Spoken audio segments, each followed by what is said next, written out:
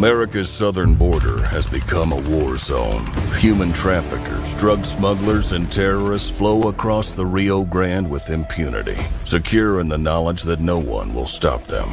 A distant federal government lectures Americans on their privilege while punishing overworked Border Patrol agents who were helpless to stem the tidal wave of invaders and determined migrants. Second-generation Cuban-American Marcos Zamora is a military vet, more patriotic than most Americans. No longer able to ignore the chaos at his doorstep, he acts. Joined by his best friend Gus, they hit the border every night, saving lives while stopping violent drug cartels and other opportunists. The government reacts with fury at Marcos' attempts to preserve American sovereignty, deploying the full might of their enforcement agencies. But Marcos understands that the only thing the rich and powerful fear is bad publicity, and he records every encounter. Whoever he is, this private American must be stopped. Illustrated by Richard Bonk and written by Eisner winner Mike Baron, Private American is his version of Captain America, and maybe a little Punisher, taking part in this ongoing, violent, and very real battle of good versus evil in the war for American sovereignty. Grab your copy at theprivateamerican.com. We have a secure border, and that is a priority for our administration. Yeah, motherfuckers! Oh, yeah, dude. All right, y'all. So that was a pretty kick-ass trailer. Yep. And, before we introduce our guest, if you haven't put it together already, we'll kick the show off normally. I want to thank everybody for joining us yet again on another episode of the Ginge and Pedro Show. I am, of course, Ginge Gingerton. Alongside me, south of the border, Pedro. What's up, buddy? Yeah, dude. Like, this show kind of makes me feel like we're doing things right. Like when you get a guest of this caliber, you just get giddy, you know. It's like, yeah. So, dude, I don't know what to say. Like, this guy's a legend. Dude, I've read his books, some of them. Like, dude, he started his career the year I was born. And now I'm not calling him old, but like his first publishing was in 1974 in March. I was born in February of 74. So that already to me is just like, you know. So, dude, let's just bring him in. You're killing us, buddy. You're killing us. Yeah. It's okay. Ooh. No. All right. But absolutely. And just before we get started, we do want to remind everybody we have Tropical Magics on Kickstarter. Yep, we do. Yep. So we chance, appreciate that. Yeah. Y'all zipping over there and signing up on the pre-launch. And without further ado, let's go ahead and bring him out. The Baron of Badassness, Michael Baron. Good evening. Oh my God! Yeah, see, like the lighting, it's just. It worked. Yeah. Mike, thanks for joining us, sir. Definitely appreciate it. Yeah. So I know where do we start? James, you do it. I'm kind of starstruck here. So. All right, buddy. You take it away. You take it away. I'll do what I can here. Yeah. So. Yeah, Mike, tell us, how's your day been, man? What's life like for a day of Mike Baron? I get up, I check my mail, I take the dogs to the park, I get back here, I go to work. I'm finishing up a new Nexus novel. Oh, all right. I'm working on 3 novels simultaneously. I was working on Florida Man, but I was unhappy about it, so I set it aside, and I went to my Nexus novel, which is almost done. I'm very happy with that. And I'll probably bring that out through Wordfire Press next year. All right. Very nice. So Nexus, that character has been with you for how many years? Since 1981. 1981. Awesome, dude. Like, I just picture like having a career like with a character that goes alongside you. Like, it feels like almost like a friend, right? It does, and I never envisioned an end to it. And I'm more excited about the character than ever. I'm working on some unbelievable Nexus projects. I sent you a page from one of them by Kelsey Shannon. Oh, it's on the Twitter, our PMs on Twitter. I see. Absolutely. Let me get that up here. Hey, get that up. Yeah, boy. Hold up. Let me share. All right, here we go. You're killing me, Ginge. You're killing me. Can y'all see that? No. No, we can't see it now. Okay. There it is. Whoa! Look at that, Yeah, Yeah. Kelsey's killing it. dude. Kelsey's a master. Look at the depth on that middle panel. Mm. It's like the perspective, the coloring. Like Kelsey's doing the coloring here too, right? Oh yeah, it's doing everything. Oh, dude. One man show, man. It's a one man show. I got a question for you, Mike. What do you look for when you're hiring talent? Talent, but like, comic book guys, when you're getting ready to maybe try a new, whatever it may be, a new penciler, a new something do you have something in particular at this point that you're looking for? Or does it just have to, rock or? Well, I don't know. Some of these programs come together serendipitously when you strike up a friendship with somebody whose work you admire, and you wait years until they're available, and then you do something. Sometimes I'm just struck by the art. Comics are a visual medium, and if you can draw spectacular art, that certainly helps. But it's also important to be able to tell a story. And that means it's important to follow the script, or if you're going to change the script, to at least consult with me. And one of the things I have to stress is that there has to be an establishing shot on every page. Establishing shot is a view of the overall scene involving everybody who's involved in that scene and their physical relationship to one another. Very cool. All right. Yeah. Very And nice. also like the definition of space, like how far everybody's from whatever, like if it's a tall room, if it's a short room, like if it's gonna be claustrophobic, like like basically, like I don't know, like I don't want to say I'm a neophyte in comic books because I'm working on my third book now, which is nothing. But I do have a film background in doing storyboards, like storytelling. I mean, film language is different than comic books, and I'm aware because I mean, we're not constricted by the. They're similar. Yeah, they're similar, but the thing is like the camera the camera aspect ratio is very constricted in film. In comic books, you're not restricted by that. But aside from that, yeah. Sometimes. Yeah. For instance, I'm a real stickler about fight scenes. Mm-hmm. I want them to make sense and be realistic and exciting.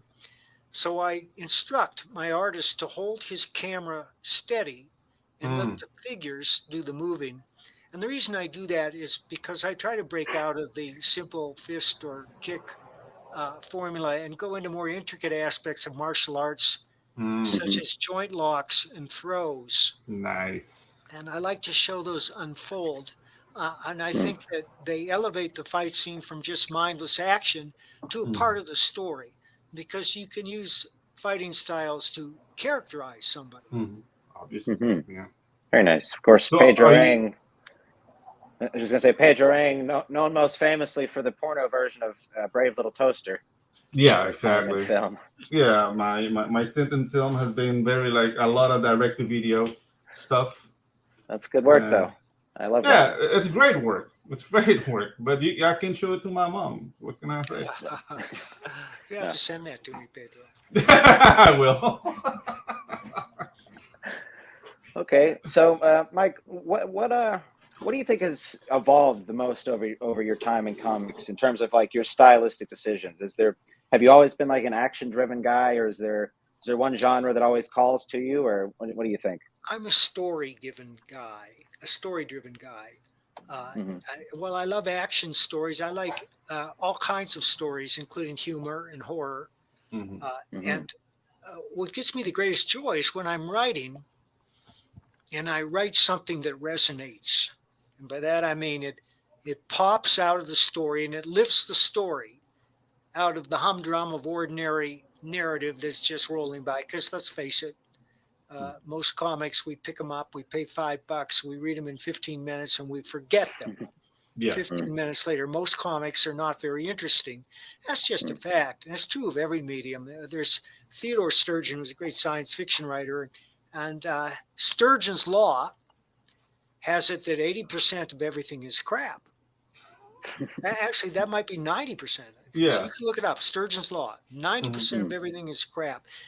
So I'm not casting aspersions on everyone. It's just that everybody wants to create art.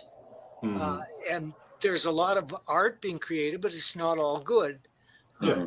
And I try not to let anything out of my house unless I'm convinced it's a home run. And one of the bright spots in my life is I think I'm getting better as a writer, and that excites me. I look forward to writing more every day. Uh, Awesome. and I look forward to writing comics every day because they're a lot easier than novels. But I love novels too. I'm working on a bunch Yeah. all the time. But that's the thing, like that energy and that drive, like basically keeps people young. Like I love that story. It's like, yeah, like he was a comic book artist and he died with a pencil in his hand. And I don't know if I want that fate for myself. Probably I do, because dude, I've done nothing but drawing my whole life. Like I've been doing animation, but animation is slave labor. So I think in comic books it's a little bit more personal, because I mean when you work like in an animation unit, like, yeah, there's a director, but even as an animation lead, you're like in a room with 270 people all doing for the same goal, and it's not your story, and you're trained to be like a cog in the machine. Like I like the personal aspect of comic book creation, because you see like it's your style, it's your signature, it's your writing. Like you can see like the essence of the artist, and that's something that I'm getting to enjoy now that I'm almost 50 years old. And I should have started sooner, I guess. But hey, We all started should now. have started sooner. Yeah, yeah, exactly. And I'm saying all this because you are one of the guys who have inspired me. Like, dude, I've been reading The Punisher, and you're the quintessential Punisher writer to Well, me thank and to a lot of people. And I read The Punisher. It's like, dude, these stories are so like, okay, it's a dark anti-hero, but there's this level of empathy you feel of like he's crazy, but he's crazy for a reason. Like putting myself in his shoes, and this is something you did, like putting myself in this shoes, would I react like this? And sometimes of the day I would say yes, which is scary. And that's something that as a human being you don't want to answer. But reading The Punisher would present that question to you. So could you like explain a little bit about the process of working on The Punisher on that level? John Gardner wrote a book called On Moral Fiction, and in it he argues that a story should reward good and punish evil. Otherwise, the reader will feel cheated. Now, there are exceptions to this rule, such as the Flashman books by George MacDonald Fraser, which feature a real cad, but they're very funny, and you read them because they're amusing. But for the most part, we root for the good guy. We need somebody to root for. The audience has to have someone with whom they can identify. Now, this doesn't always hold true. Sometimes, despite the hero's best efforts, he dies in the end. And the perfect example of that is the ending of Spartacus. Yeah. Spartacus is on the cross, on the Appian Way, Yeah. and he's dying. And he sees his wife ride by in a carriage, and she holds up his child to let him know that it has not been in vain and that his line will live on. And so he dies happy, even though he does die. But for the most part, we don't want to read stories about evil, vicious people. And there certainly are a lot of them, like Pete Dexter wrote a novel called Paris Trout about a vile racist. And it's just about how far he could plumb the depths of evil in this guy. And Cormac McCarthy's books often deal with totally reprehensible people, and yet they're fascinating. You go along because he paints such a vivid picture, and it's interesting. It's like watching an accident unfold. I Yeah. confess that I have been unable to finish Blood Meridian because it was just too grim for me. But those are exceptions to the rule. The reader wants someone with whom they can identify, for whom they can root. Because the most important question in fiction is, what happens next? And the reader will not turn the page unless he cares. Well, how do you make the reader care? Well, first and foremost, you give him a sympathetic character for whom he can root. There are many, many other ways to make the reader care, but that's number one. Awesome. Awesome. Yeah, like as I said, like okay, favorite characters. Like, and I mean, I go with the classics. Like, I love the Fantastic Four. I actually love the Heroes for Hire. Like the run in the '90s. I know the artist was Pascal Ferry, but I forget who the writer was. Like I really enjoyed because it was a simple good versus evil, kind of story, and the characters were like very well defined in their alignment. But the whole ambiguity of okay, I don't really like I don't know like I really enjoyed because of all the things I was reading, The Punisher was something that I would pick up and I would put it alongside like Dune or like Well, you know the, that's funny because Kevin J. Anderson's a good friend of mine, and he's yeah. going to publish that Nexus novel. Oh, nice. Right on. Yeah, for those of you who don't know, like Kevin J. Anderson helped Brian Herbert finish the Dune books after Frank died. So yeah, to see everything connects. So, That's awesome. Mike, I got a question for you. Since we're kind of talking about the ending of a book and the fate of characters, one of my favorite movies of all time is The Mist, based off of that Stephen King short story. It's a lot. I love it because it's a great movie all the way through. But the ending, a lot of people I show it to, it's like, I don't know if they hate, most of the time it's like 50-50 if they like the ending or not. But I love it. It's so hard. You know what I mean? It's like he didn't deserve that. And then they just come rolling through. It's just so raw, What are your thoughts on something like that? I would have preferred a different ending. Yeah. Yeah, like I don't know, like that ending and that ending is not in the short story. They came with that they came up with that in the movie, and to me it was just like shock value, I guess. Like I don't know, like I It's didn't enjoy irony. it. I mean, it delivers an emotional punch. Yeah, but Yeah, it's a gut punch. It's a gut punch. Like it definitely is. But it violates the rule of unmoral fiction. Yeah. Like for example, another movie that did that to me was No Country for Old Men. And even though like the protagonist is really a guy who's like, okay, I'm too old to go fight the monsters on the world. So it's basically Tommy Lee Jones' story. The fact that the bad guy doesn't get his in the end, dude. A lot of people left that cinema with a really like horrible taste in their mouth. And just he does get hit in the end. I don't know if you recall, but at the very end of the movie, his car blows through a stop sign and hits Chigger's car broadside, and he staggers away. Yeah, one likes to think he's mortally wounded.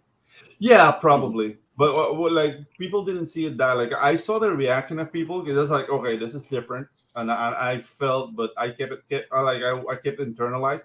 But I was watching the other people in the cinema, like as they were leaving, like dude, they left desolate. It's like no, like there's no. I hate the message of this movie. That's Cormac McCarthy. Yeah, yeah, exactly. And yeah, a lot of dates were ruined by that movie. It's definitely a dude movie. It's like There Will Be Blood. That's one of those ones you put on there with that. Yeah, it's not a dinner date movie. Movies. Yeah. No, the rule of what was it called, Mike? I'm sorry. The moral fiction on moral fiction. Right. That I hadn't heard of that book, but reading creepy comics, like I had an issue of a Dark Horse creepy, like the creepy, and one thing I noticed like halfway through, this was about a year or so ago, is that pretty much everybody got their comeuppings, even if they deserved it, or especially if they deserved it. That's the purpose of those stories. Yeah, and they go back to the old EC line of horror comics. Oh yeah, dude. Where it was to set up some cad and see him get his just desserts, which are just so horrible you gulp. But at the same time, you think, well, he deserved it. Yeah, exactly. Like I remember those. Like that actually was a constant in the old like Twilight Zone shows. Like those short films, it was always like a cad or a swindler or whatever, and he got his comeuppance at the end, and it was horrible, and you'll feel a little bit bad. But it's like, I kind of deserved it. So that kind of balanced it out, and yeah, like they're like now you're doing like Private American, which is as you say, it's a mix between Captain America and the Punisher, and it's the Punisher on the southern border. We're being shadow banned. By Indiegogo and Google. That means if you go to Indiegogo and you search for the book, it won't show up. If you enter it into Google and search for the book, it won't show up.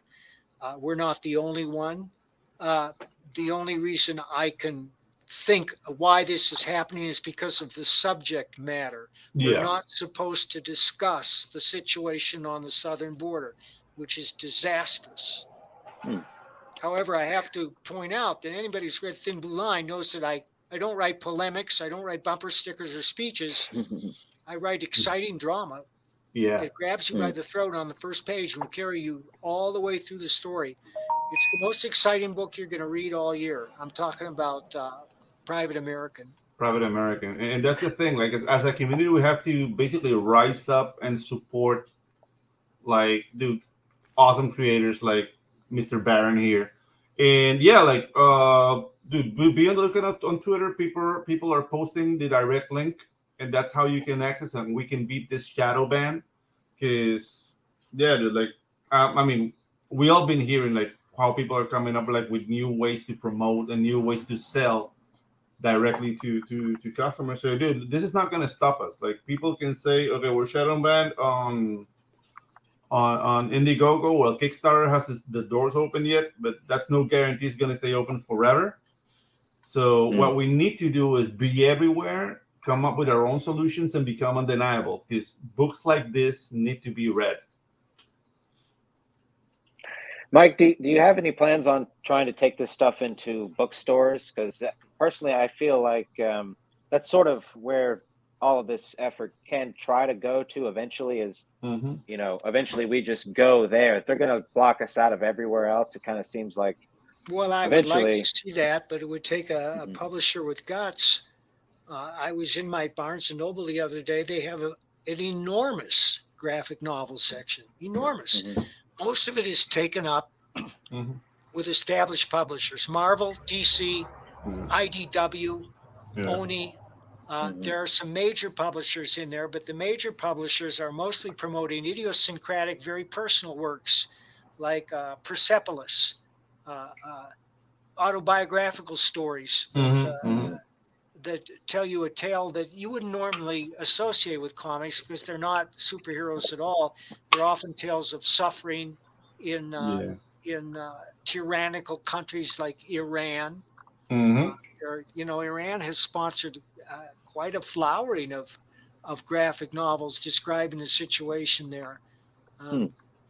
And there are a lot of others that have to do with personal choices and lifestyles, and more power to them.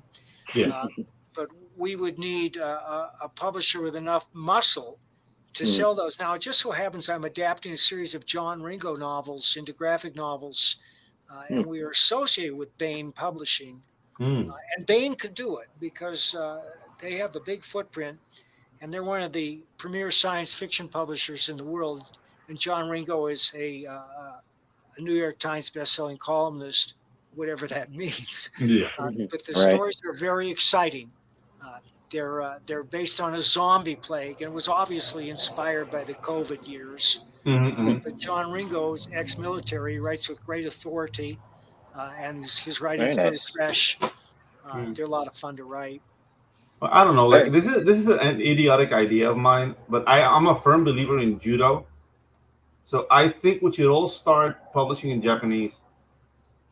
Just because the manga section is so huge, we can just camouflage our books and just invade Barnes & Noble that way. Because right now, like, I don't know, like, I was watching a couple of streams, and they were talking about this initiative to make everything a certain sexual orientation thing. And there's like Hollywood is trying to do that. So they're welcome to it. Yeah, exactly. They're welcome to it, but there seems to be like a resistance to allow other voices. I agree with you, and that's because publishing, like every other branch of the arts, is overwhelmingly liberal. And I don't mean in the classical sense, because liberal used to mean tolerant of every point of view. Exactly. But now it means the opposite. Right. Yeah. So Mike, I'm not that much of a laissez-faire. Like, I'm laissez-faire to a fault. I mean, I'm laissez-faire as much as Latin America allows me to be, I guess. But yeah, like, I do believe like everybody should be able to speak and everybody should be able to do the voice and do them. There's some borderline torturous interference actions that have been taken.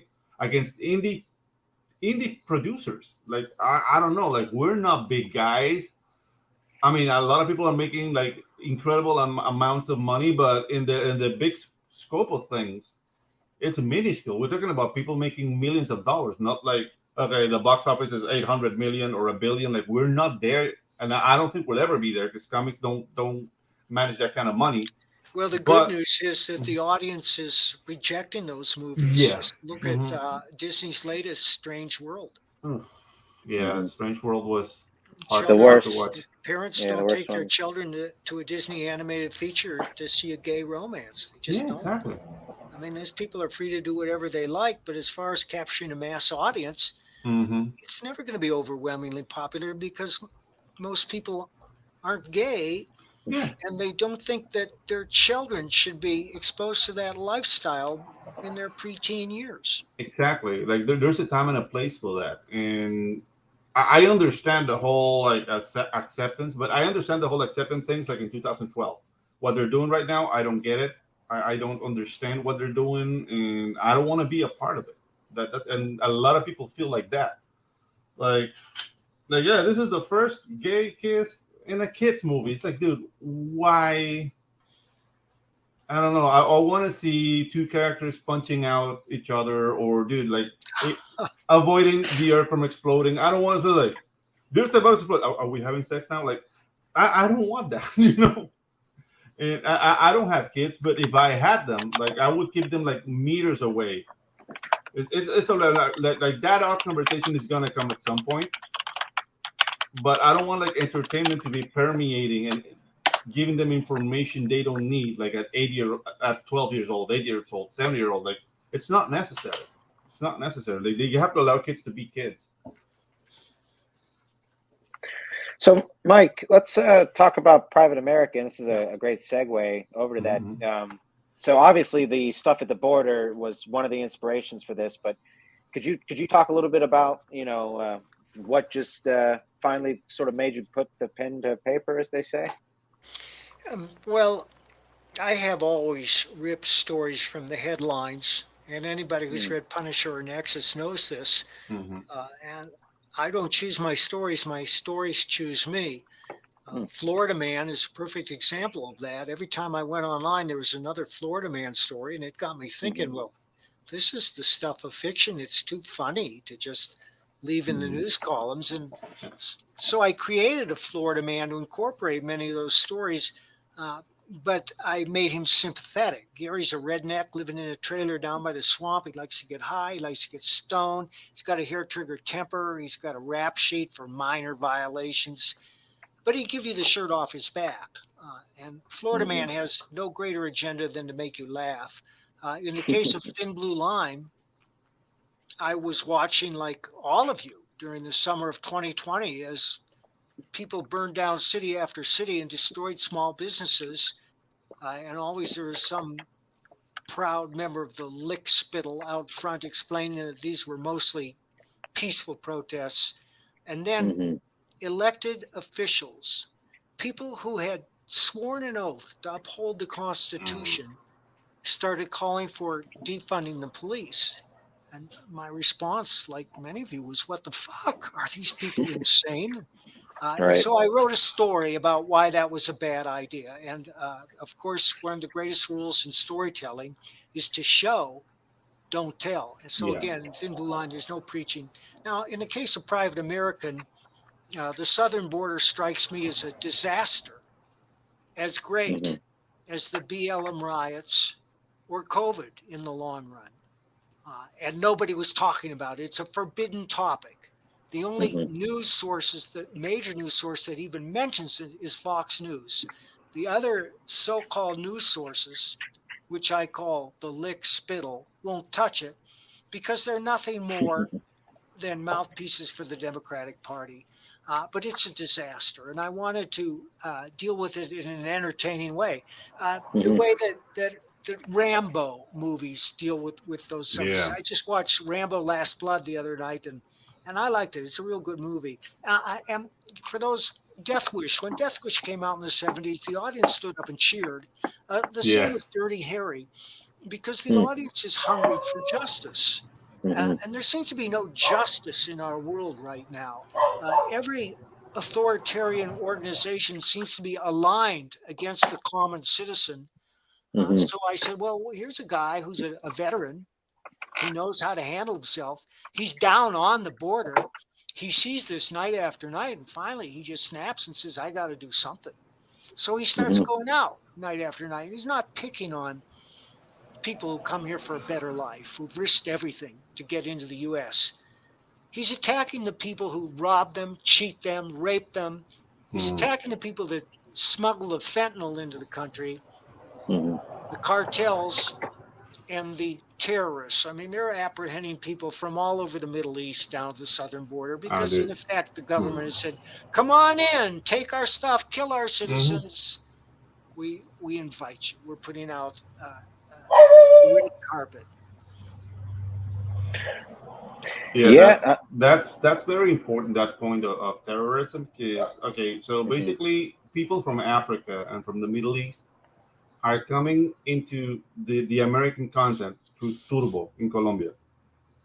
And from Turbo, because there's no law there. Like, there are parts of Colombia where there's no government presence because of the guerrillas, so they're controlled by guerrillas. So they reach there and they walk through Colombia, through Panama, all the way to Central America, all the way to Mexico. And you see people from Nigeria, people from Ghana, people from all ISIS. Like, you see everything coming through Panama, but they don't stay here. So it's a sorry about the dog, but are you in Panama? Yeah, I'm in Panama. Yeah, the country, and Ginge is in Panama City. So I don't know where. Like, in Florida, actually. Yeah. Like I'm in Panama, so like drugs, like everything goes to Panama, but nothing stays here. So Panama is a very safe country, but like drug money was laundered here. The whole Noriega years, it was very streamlined. Now it's a little bit more like wild west. But you see, like, there was this gang of guys from. They said they were from Turkey, but they were from Lebanon, coming through Panama, and they end up being ISIS, like straight up, walking all the way up to America. Yeah, and so there you go. Oh, so you're in crowdfunder? How your experience being in crowdfunder? Like, I've seen people trying that out. And we're in on demand in Indiegogo. You can get the book there, and we're also live on Kickstarter. Awesome. So there are a lot of options and a lot of great stretch goals that we're offering, such as that Dan Lawless cover and the Stu Groot cover. We're going to have autographed postcards that go with the book. But the main thing is the story itself. Yeah. I mean, I don't feel that my books need a bunch of G-Jaws and Adalogs, despite this hat. Yes. And I was gonna say, like, you that you can order from. Yeah, you contacted like Dan Lawless. It's like the ironmonger of CG right now. Like, everybody like needs a boost. He gets like a cover from that amazing artist. Well, and we all kind of work together and support each other. Yeah, exactly. It's awesome. Who's typing? That's me. Sorry. Are you typing on a manual? It's a mechanical keyboard. Yeah. It's an annoying keyboard. That's what it is. My bad. You're disturbing the guest. You're disturbing the guest, sir. Back. Yeah. No, I don't care. I mean, I have a lot of background. I just give Ginge a hard time. He does. Yeah. All right, Mike. So let's check out the campaign here. This is on Crowdfunder. I'm personally unfamiliar with this website, but I am glad to see a new, just a new venue popping up. Yeah. We're looking at a lot of options. Very nice. Is there anything exciting coming up that you can sort of maybe tease us with? Any new crowdfunding discoveries or? Well, next is going to be Bronze Star, the supernatural Western that I'm doing with Pat Broderick. And it's the greatest work of Pat Broderick's career. Let me give you just a little taste of this here. All right. Oh, we have art? Awesome. Pops is excited.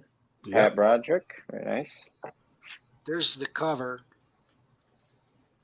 I wish I could show you some of the interior pages. They're just mind-blowing. Oh. Okay. Hold on. Let me get this up here. Hold up.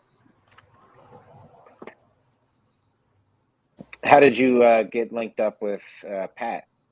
Well, How do you get linked I've always up with admired people? his work, and we were together at a con several years ago in San Antonio, and we spent the evening together. And we've been talking about doing something. And one day I said, Pat, what do you want to draw? He said, I want to draw a Western. I said, well, all right. So Rock and I roll. wrote this supernatural Western, and it's Oh, the best work of dude. his career. Everyone who sees it thinks so. Man, Yeah. it's not holding anything back. Shot to the head in the cover. That Nice. headshot bugs, Chris. We may have to Yeah. cover that with a little. I don't know. For the direct market, it's fine. I mean, for the people who are going to crowdfund the book, they don't care. But if we were to go into a store with it, and we plan to, it'll probably need a different cover. Yeah. Or I don't know, man. This is very, very powerful cover, man. Like, Very dude. nice. Okay, so let me get awesome, the man. crowdfunder back up. Yeah, let's do it. Okay, here we are. Alrighty. Okay, so let's see. We've got the gallery here. Okay, I'm brand new to seeing this type of page here, but it looks pretty much like an Indiegogo. Yeah. Love the cover here. This page is Canadian, right? Like crowdfunder is based in Canada. I have no idea. I think. Well, I read something somewhere. Like I'm nothing against Canada, but I'm looking for some Canadian sort of like tag or something, but no. Looking for an A somewhere or a boot? I'll just flip it over and see what the hell we got here. I don't know. Uh, Alrighty, so could you tell us a little bit more about the characters? I know we've got the main character and then his partner. Could you sort of, elaborate a little bit, if you don't mind? Well, Marco Zamora is a veteran who was given a dishonorable discharge because he saw a member of ISIS torturing a dog, and he shot him dead. And because of politics, he was thrown out of the service, and he ends up in Texas, where he's from. And as I said, night after night, he witnesses this. And so he goes down and he takes his first action alone. When we first meet him, he's interrupting a rape. He slits the rapist's throat. When he gets home, his best friend, Gus, is there and said, I know what you're doing. I want to join you. So he and Gus are going out every night. And they start recording what they do with drones. And the reason is that they understand that the only thing the rich and powerful fear is bad publicity, really. They know that the law isn't going to come after them. They own the law. Assassins aren't going to come after them. They're surrounded by well-paid militia, that they just can't stand bad publicity. And when Marcos and Gus's efforts start to make a dent in the cartel's profits, they send an assassin after him. But the assassin succeeds in a way and he fails in a way. And it unfolds in this way. And it comes to the attention of the government, the United States government. They're not happy. And they want to stop these guys by any means possible, except for the Texas Rangers, who remain true to their oath of office. Oh, dude, awesome. But there is another element that comes in toward the end of the story. And I don't want to give that away, but it's based on a character I introduced in Thin Blue Line, but it's not that character. They say for every action, there is an equal and opposite reaction. Well, a lot of people are unhappy with George Soros, a currency manipulator and billionaire who funds these insane district attorneys who are turning every criminal loose and contributing to the spectacular rise in crime. But suppose there was an opposite person to him, an immigrant to this country who was grateful for what American stands for and who was himself a billionaire, willing to fund a group to fight back. And he calls this group the Deplorables. Nice. All right. Sweet. So, okay, are you taking into account the boar infestation in Texas on that panel? The what? The boar infestation. because there's like a lot of boars. Like I saw a documentary. That Oh, there's you like mean the wild hogs? the wild hogs. Yeah. I reserve those for Florida Man. Okay. Okay. Oh yeah, actually they are. Yeah, that they are there, and that's funny because the group that's crossing the river there are a bunch of Middle Eastern terrorists wearing Oh, okay. costumes, and they show up and say, "Pigs! Nobody told us there would be pigs." Yeah, they're shooting imperialistic pigs. I love it. Nice. So, Wow. Mike, I got a question for you. Especially considering having wrote Punisher, you've probably got some idea of writing heroes with technology. What was it like writing with a character that used drones, like in the way that these characters do? Did you find it sort of provided a more unique experience from a writer's perspective, or is it Well, just it's like other just an tech? added Or story element. I have friends with drones, and they've had me operate them a little bit, Mhm. and I see what they can do. And now they have become a staple of Yeah. Mhm. surveillance everywhere. Everywhere. I mean, the government uses them. Private parties use them. Uh, you can. I was going through Walmart the other day, and in the checkout counter there were two lovely drones for sale from the Sharper Image. All right. Super light with cameras, and they broadcast everything back to your screen. And of course they've revolutionized cinematography. Every Mhm. director that directs in a wild kinetic style is using drones now Yeah. because it's a lot cheaper to get the shot than to hire a helicopter and a camera crew. Yeah. Way Right. cheaper. Like Absolutely. I remember, like back in 2008, I did the last commercial with an helicopter shot, and it was like $700 an hour, just a helicopter. And dude, it was just like it was the now they do the same shots with drones, and you can do it at night, and you can put the drone where in places where helicopters don't fit. So, dude, it's a revolution, really. Yep. But like any tool, you can abuse it and make things look like crap. Because I recommend a movie called Ambulance, which is directed by Michael Bay, yeah, and Hmm. it has some of the most startling visuals I've ever seen. yeah. But the problem with drone shots, it's when people say, "Here comes the drone shot." Like it has to be a storytelling element. It shouldn't take you out of the story because it's a drone shot. So there's a balance you have to take. Right. Yeah, but dude, like this is amazing. Like I love the concept. I love the fact that we had this conversation before, and this shot here, the helicopter shit, the helicopter shot here, reminds me of Commando, the Schwarzenegger movie. For some reason, Right. I don't know. What's that? Right. Yeah. Okay. Awesome. But yeah, like the fact that you chose that the private American was Cuban, aside from any other like Latino nationality, rings very true because Cubans are the most like the Cubans that live in America are the most pro-America That's Latinos right. And that's ever. why Cubans are the only group Hmm. that the United States turns back. Yeah, Mm. exactly. Because you don't love freedom unless you live under communism. That's That's right. something And every something that. immigrant from a communist country has been raising the warning that, Yeah, that what's happened in Soviet Union and has happened in Red China is happening here. yeah. It happened in Nicaragua. It tried to happen in Chile, but they got all killed. Hmm. And yeah, dude, like everybody like glorifies che Guevara, but dude, like you should Oh, see. well, you did ask me what else is coming up, and Yeah. I don't want to dwell too much on this because I got something else to show you. The Oh, next All thing awesome. right. that's coming up is the Florida Man graphic novel #2, Hmm. which Matt Weldon is illustrating. He's just knocking it out of the park, Oh, and Pat Broderick did the cover to that too. Where is that cover? Oh, here it is. All awesome. right. We're getting all the previews here. Exclusives. I'll take Yeah, Yeah. it. take a look at this. Here's your hog. There's your my hog. So, That's what you love to hear. Here's my hog, baby. oh, dude, look at that.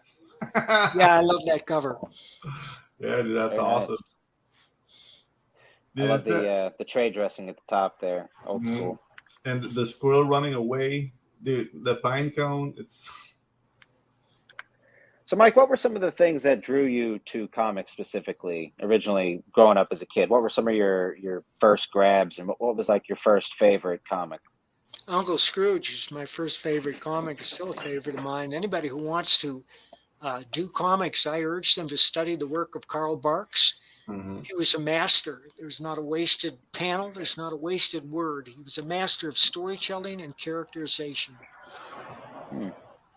And All then right. I discovered Steranko, and that just knocked me for a loop. And then Neil Yeah. Adams and Barry Windsor Smith and all those guys. Is there anybody you didn't get to work with that you would really love to have? I mean, I'm sure Lots of that's. guys. Kyle Holtz, I'd love to work with him. Hmm. My mind's going blank now, but there are dozens of guys. But I'm happy with the artists with whom I've been working for the most part. I've been very lucky. Dude, and your career has been top notch. Like you've entertained thoroughly people throughout the years with all your books. Like I don't know, like Thank you, Pedro.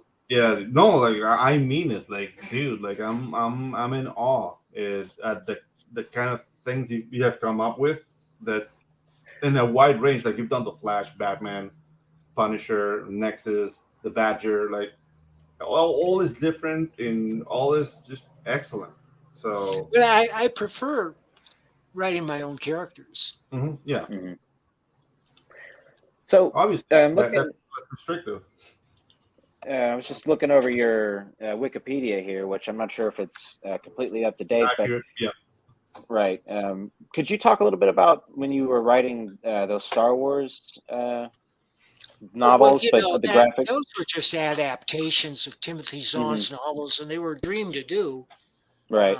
Because they wanted 6 issues out of every novel. I would just divide the pages up roughly into 6 equal parts. Of course, they have to end and begin on a chapter heading so that it's natural.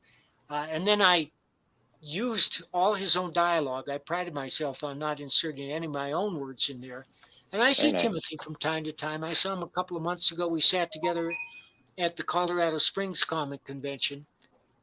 And I haven't read a lot of Star Wars fiction because there's just too much to read, But his books are great.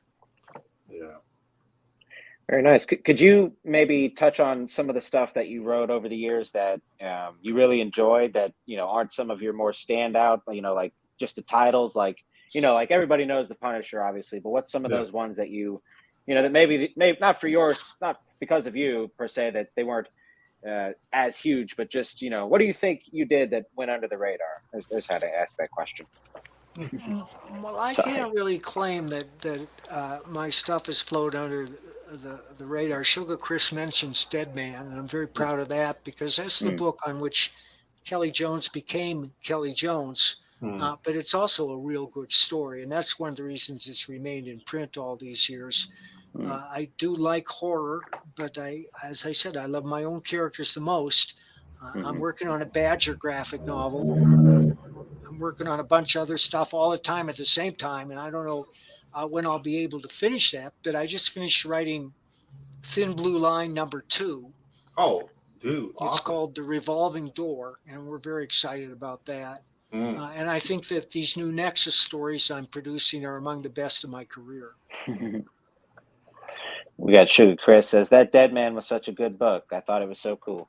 Thanks, Very nice. Chris. Yeah, dude, the fact that you're so prolific, still, like, It doesn't seem that way to me. I mean, I look at my friends, like Kevin Anderson writes 500,000 words a year. This is novels. I mean, it's a lot harder to write a novel than it is to write a comic. And I don't see. Well, I know how he does it. He's got a work ethic that I just don't have. I find it a lot easier to write comics, and right now I'm making a lot more money in comics than in novels, so it's easier for me to work in comics. But I'm going to get those novels done. I got 15 or 16 novels in print, and I got 2 more that are being sniffed at by various publishers. I got a quick question for you, just as a writer, because I'm interested in writing novels at some point myself, and the way I write comic panels is I try to do a mixture of, not necessarily a mixture of prose because it gets too wordy unnecessarily, but I try to make sure that what I write at least sounds nice and flows. Do you find? I sort of forgot where I was headed with that. Sorry. But no, do you find something? Do you find any usefulness with writing prose and transferring over to comics, or do you find they're two different art forms entirely? Or They are two different art forms. The rule of show don't tell, especially in comics, is any information you can impart to the reader to advance the story visually, you should. And too many comic book writers feel that they have to add words to every panel just because the panel is there. On the other hand, these so-called wordless comics with no words are no good because you breeze through them and you're impressed by the art, but you forget the story. The story needs words to resonate, but you have to parse your words out like gold coins. Is there anybody that stands out to you for dialogue? Like, everybody sort of loves to try to be maybe a Quentin Tarantino, sort of look-alike, let's say. But is there anybody that growing up for you really stands out even today? Well, in prose, I looked at James Elroy. Michael Chabon is also highly memorable. In comic books, Chuck Dixon, Alan Moore when he was on. Yeah.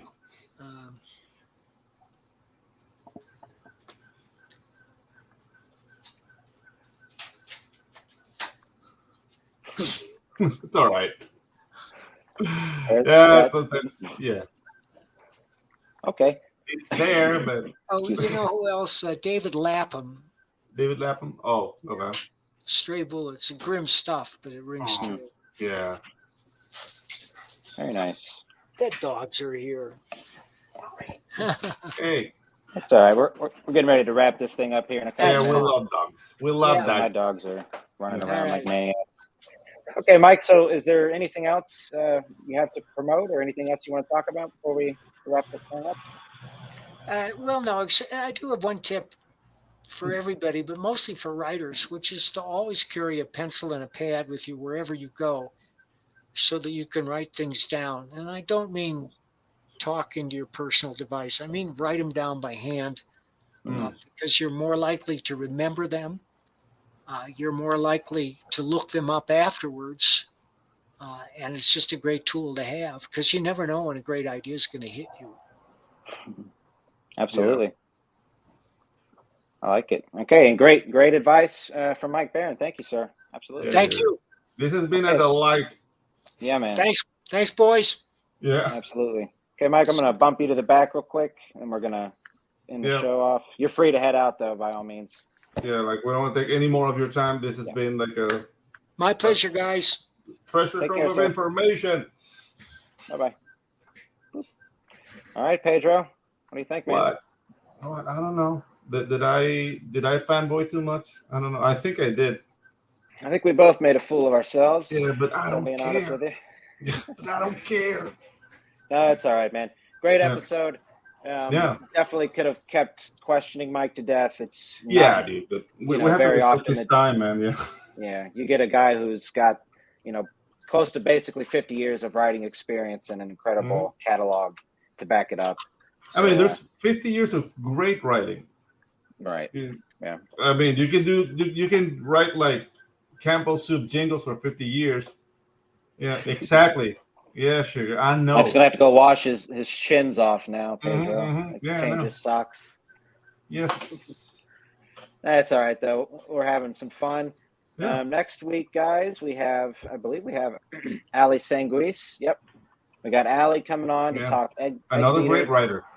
Right, absolutely. We're on a kick. And then after that, we've got an artist-writer combo, Jeremy Thevenot, coming on. Nice. After that, and followed by Hojo, Billy Tucci, Chris Vengeance, some other guests. I'm going to keep it secret, keep it safe. Keep it safe. Wow. Yeah. Very Lord of the Rings of you. My friend, of course. We got Pops getting fired up for the horror movie club with Andrew and Gabriel Magnum of Hatchet. All right, let's fucking go. All right, let's do that. Very nice. We got Sugar Chris. I want to thank you, buddy, for coming by. Appreciate you Welcome So, back guys, to the world. remember Tropical Magic Second Chance on Kickstarter. Join the mailing list. We're gonna announce a launch date really soon, and onward to new projects coming from your boys here, Ginge and Pedro. Like 2023 is gonna be awesome. So yeah. Yeah, man. Let me say what's up to my buddy Aftershock here, my buddy Marty. What's up, brother? You just missed a very relevant guest for my buddy Marty over here, Mike Barron. So rewatch this episode and see what you think. Do it. All right, sweet. So let's thank the rest of the chat. We got Froggy G hopping on into our lily pad. Over there, another book being shadow banned by Indiegogo. Yeah, dude. So, Frog G, awesome book. I did the trailer. I love the trailer. Absolutely. I love the book. I love the art. Ink Spots and Jason are awesome. Definitely hero. Luke, thank you for coming by, bro. Always appreciate that. Yeah, dude. Neo Star, of course. Stefan, Neo. thank you, sir. Pops, holding it down. Yeah, Sugar Chris is pushing my buttons, man. Yeah. Like he does that. Yeah, he wants to do a collab with the Fishmonger. You're playing with fire, sir. Don't do that. I will hunt you down. Is he still around? Do you see him in the mornings? The son, yes. The son is around. The dad is dead. Oof. But the son is around, and I have his number. You have his number? Yeah. You get that fish hookup, huh? Yeah, that's that. He's gonna have his fish come up and very soon. All right. Well, don't incriminate yourself too much here. We'll have to edit that part out. Yeah. We got Death Metal. Come hang out on Topic List tonight at 9:15. Hey-o. Right on, brother. Yeah. Great show over there. We've been on that show. Also, Pedro, we're going on Keith Gleason's show on the 15th. We are. Awesome. Let's do it. Check us out there. And I guess we'll go ahead and wrap this bitch up. We got, sorry, Pedro, the ghost of the fishmonger cries out for vengeance. You will be haunted. You don't know what you're talking about, man. What's the Panamanian version of an Indian burial ground? You know, an Indian burial ground? It would be like an Indian burial ground. It would be if you get rezado. Cristal? Was that Cristal? No, rezado is like when a witch places like a curse on you. So everything would go backwards. Let me say this real quick, Chris. Let's make it happen, buddy. Sounds like a blast. You have a sugar band. Have you ever been cursed, Pedro? You ever bumped into one of those witches? I've heard of people who have been like rezado, like dude, and then you have to go to a witch doctor and he has to like smoke a tobacco and spit rum on you, and it's a horrible affair. Yeah. But you have to be like into that like witchcraft Santeria stuff. I'm not, so. Chris, I'll bring my chocolate buttholes just for you, pal. Yeah. We'll sip some, have some tea. Yeah. Tea and buttholes. Tea and buttholes. Yeah, like gentlemen.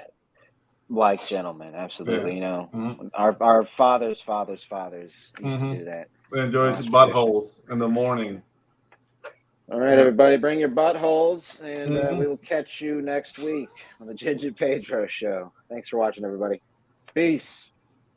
I almost left the studio instead of ending the broadcast.